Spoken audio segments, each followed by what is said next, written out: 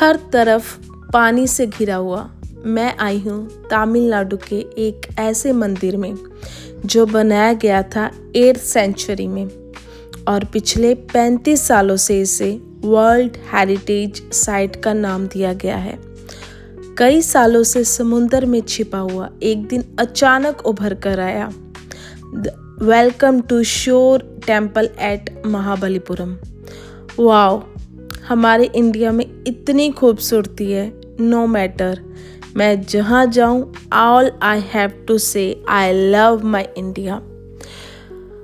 तो वैसे इस मंदिर का सबसे नज़दीकी एयरपोर्ट है चेन्नई एयरपोर्ट और वर्ल्ड हेरिटेज शोर टेम्पल के लिए आपको 2 घंटे का रास्ता कंप्लीट करना पड़ेगा फ्रॉम चेन्नई। पर अच्छी बात यह है कि रास्ते के दोनों तरफ पानी है। एक तरफ है बे ऑफ बंगाल और दूसरी तरफ है the great salt lake.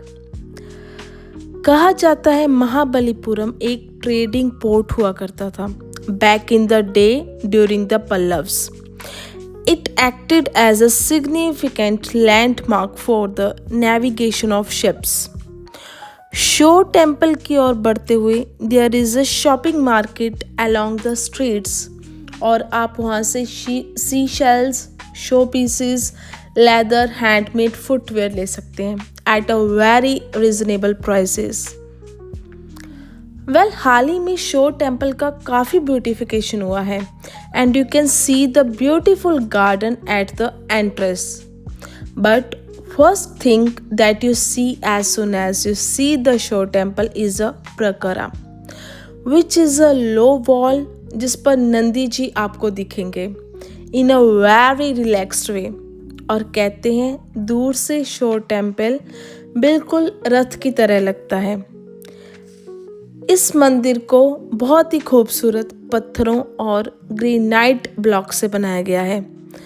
The name of 7 pagoda indicate करता है कि यहाँ 7 मंदिर हुआ करते थे, पर आज सिर्फ शोर टेम्पल ही रह गया है हमें अपने इतिहास की कहानी बताने को।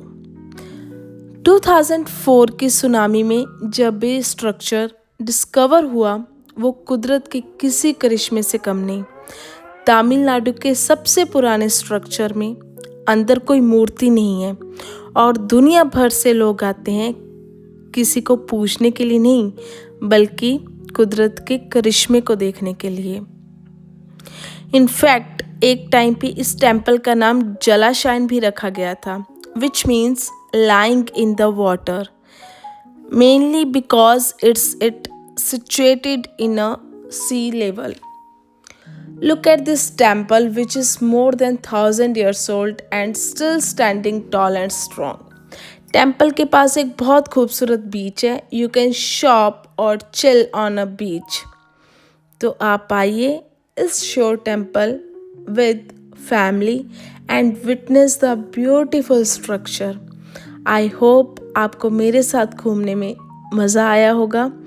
Till then, remember to like, share and subscribe to Kiki Tales.